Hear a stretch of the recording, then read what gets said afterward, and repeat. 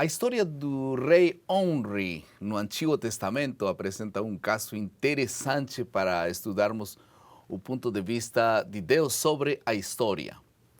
Há 13 curtos versos dedicados à vida desse rei infiel e eles culminam com este solene resumo: fez Omri o que era mal perante o Senhor. Fez pior do que todos quantos foram antes dele. Isso é 1 Reis 16, 25. Aparentemente, os escritos e os escritores bíblicos não desejavam gastar muitas palavras com ele. Contudo, se examinarmos a literatura arqueológica e extra-bíblica, surge um quadro diferente. Ele é mencionado na estela de Mesa, por exemplo, como o rei de Israel. Também no Obelisco Negro, um escrito antigo que descreve com palavras claras as figuras. E o testemunho de Jeú, filho de Omri, e pagando tributos ao rei assírio em meio dessa história antiga. Um século mais tarde, outro rei assírio, em duas inscrições diferentes, recebeu o título de conquistador de Samaria, de toda a terra da casa de Omri. Tudo isso significa que Israel, o reino do norte, durante mais ou menos 150 anos, esteve associado ao nome de Omri. Do ponto de vista internacional e político, Omri foi alguém importante. Contudo, do ponto de vista de Deus, ele não mereceu muita atenção. Por isso, o foco da lição desta semana é saber que a mensagem de Jeremias foi direcionada a uma crise espiritual que acabou levando ao exílio babilônico. Contudo, essa crise foi se formando ao longo da história de séculos, durante os quase muitos anos de peregrinação do povo de Israel nesse lugar. Mas a graça de Deus também se prolongou e foi provocada toda essa crise crescente pela apostasia que aconteceu, pelas escolhas pessoais de cada um dos líderes desse tempo e do povo de Israel também. Vamos a passar à segunda parte de nosso esboço.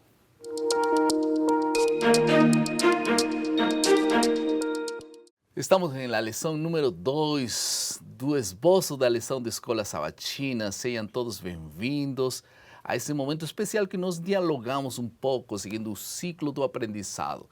E agora estamos nesta parte da compreensão. Nós vamos falar de dois assuntos claramente. Vamos falar da história da apostasia de Israel e também vamos falar qual era o contexto no tempo que Jeremias, qual era a situação espiritual do povo de Israel no tempo que Jeremias teve seu ministério.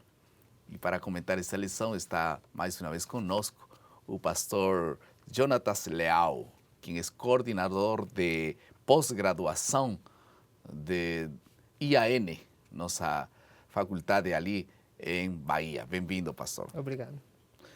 Vamos fazer uma oração para que Deus possa abençoar esse momento e nossa conversação acerca desse tema. Por favor.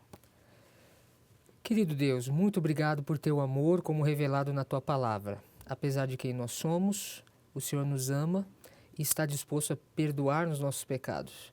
Entregamos nossa vida a Ti, bem como nossa mente e nossa vontade. Em nome de Jesus, amém. Amém. De que modo a história passada de Israel havia moldado o ambiente no qual Jeremias profetizou? Porque não era só o assunto que aconteceu no tempo de Jeremias. É uma longa história, né? É verdade. Desde os primórdios da nação de Israel, já lá no Sinai, o povo já parece mostrar a tendência de ir para desobedecer a Deus, né? É interessante que, como nós conversávamos em algum momento, Deus consagrou Israel, mas parece que Israel não entendeu que ele também devia se consagrar a Deus. Já no início de Israel como nação, ali no Sinai, eles começaram a adorar o bezerro de ouro, enquanto Moisés recebia a lei de Deus, né?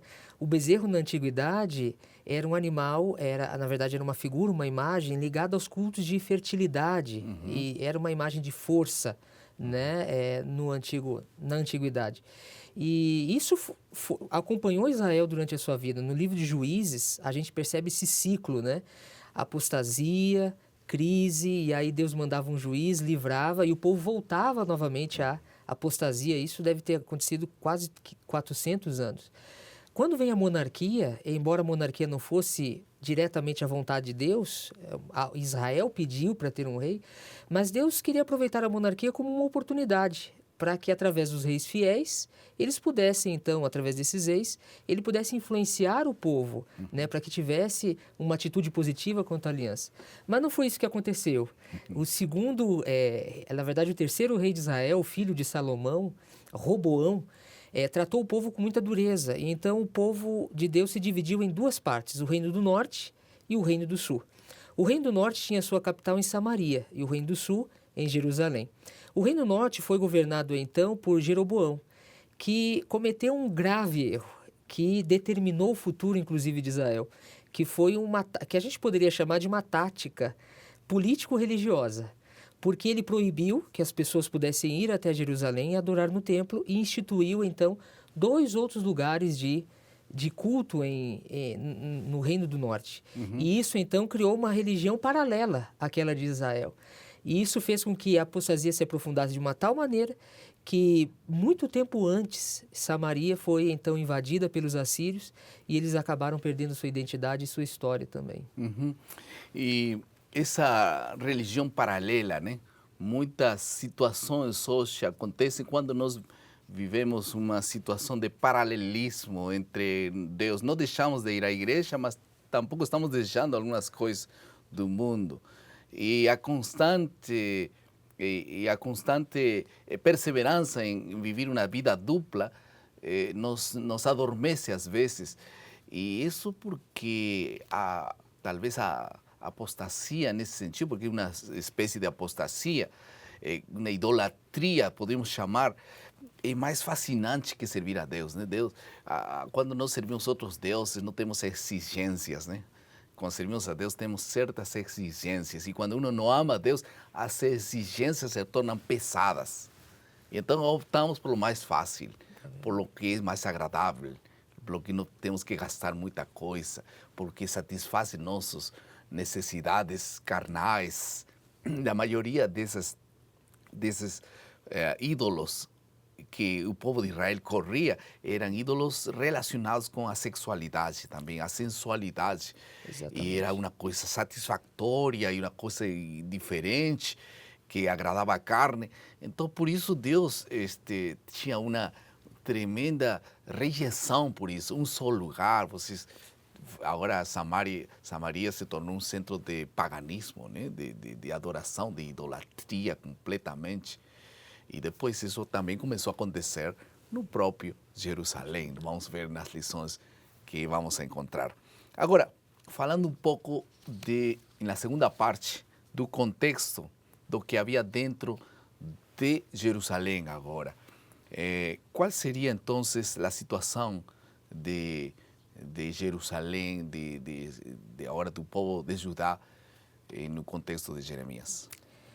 Infelizmente, né, essa apostasia de Israel acabou sendo do Reino Norte, acabou invadindo também o Reino do Sul, e ela se tornou, na época de Jeremias, totalmente generalizada.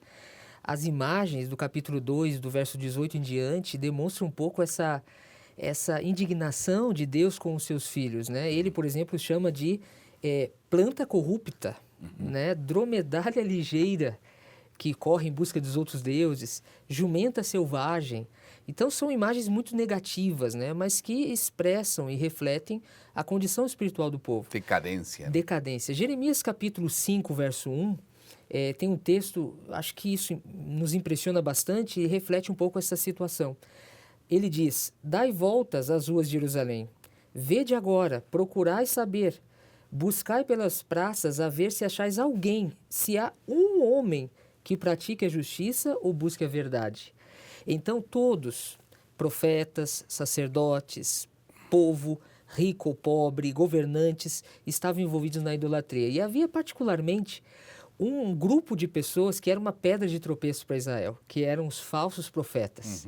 Enquanto eles eram um contraponto de Jeremias. Enquanto Jeremias pregava que o povo deveria se submeter à Babilônia e aceitar isso como um castigo divino, os profetas diziam que não. Jamais Deus deixaria que Jerusalém caísse nas mãos dos babilônios. Essa classe, particularmente de pessoas, foi realmente uma grande dificuldade para Israel. As pessoas, como em geral, preferiram acreditar nesses falsos profetas do que nos verdadeiros servos de Deus, como Jeremias. E isso criou uma tensão teológica, né, pelos profetas falsos, porque eles produziram uma inestabilidade, insegurança, e logicamente eles optaram pela mensagem mais agradável, né? É verdade. Quando vamos a pensar que Deus, é a vontade de Deus que nós vayamos para Babilônia, Deus tinha seus caminhos, não era um castigo, era como uma espécie de disciplina de Deus, né? E Deus estaria com eles, mas eles se resignaram a obedecer os profetas falsos. Vamos a passar à terceira parte do nosso esboço, que é a aplicação.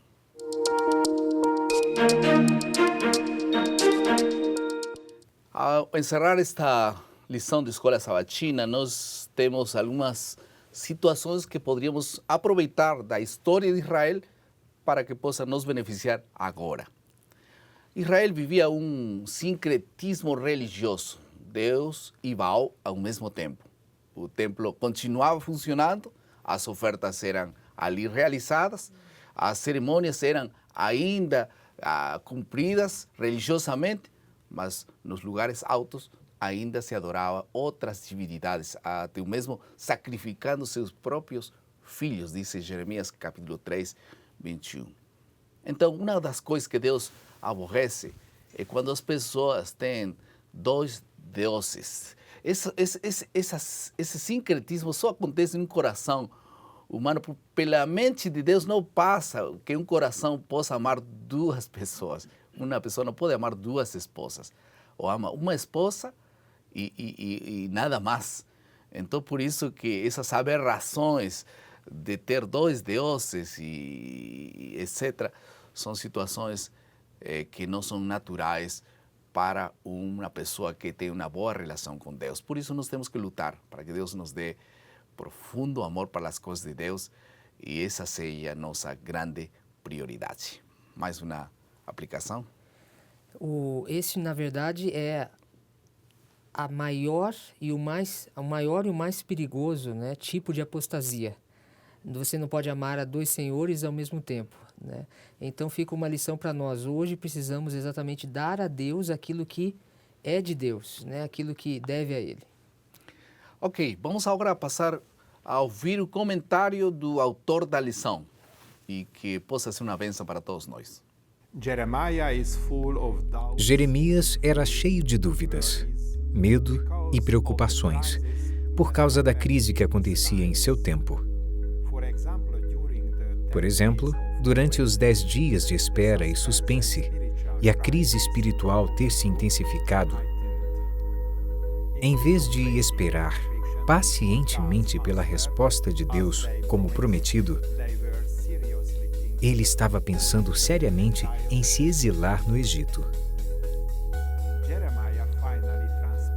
Jeremias finalmente transmitiu a mensagem de Deus e o povo escutou.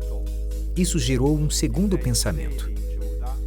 Se eles ficassem em Judá, não teriam que se preocupar com a ira de Nabucodonosor, desde que o rei da Babilônia se tornasse uma ferramenta da misericórdia de Deus.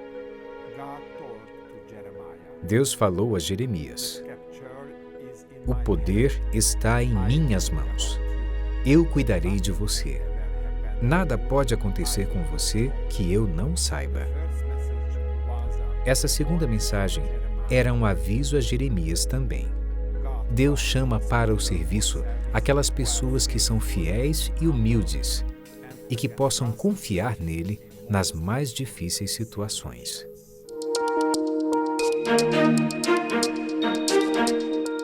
No final da lição, há algumas coisas concretas que nós podemos praticar nessa semana. Por exemplo, o serviço ativo na causa de Deus é diretamente relacionado com os deveres comuns da vida. Mesmo as ocupações mais humildes, devemos servir a Deus justamente onde Ele nos põe, onde Ele nos colocou. Se Deus te colocou em uma fábrica, você tem que ser uma luz nesse lugar. Se você foi colocado, talvez, em um hospital, é ali onde você tem que cumprir seu ministério. As pessoas não podem ver em você uma pessoa dupla, uma pessoa que crê uma coisa, mas vive outra coisa. Por isso nós temos que orar para ser testemunhos vivos onde cada um de nós está. Vamos a orar para que esta semana todos possamos ser fiéis testemunhos de Deus. Para isso Deus nos chamou. Vamos orar. Querido Pai, muito obrigado, Senhor, por Tua palavra. Por favor, abençoe nosso testemunho, que seja real onde nós estamos. Guia-nos nesse objetivo, na vida que o Senhor nos deu, nos colocou naquele lugar para ser verdadeiros instrumentos em Tuas mãos. Em nome de Jesus. Amém. Amém.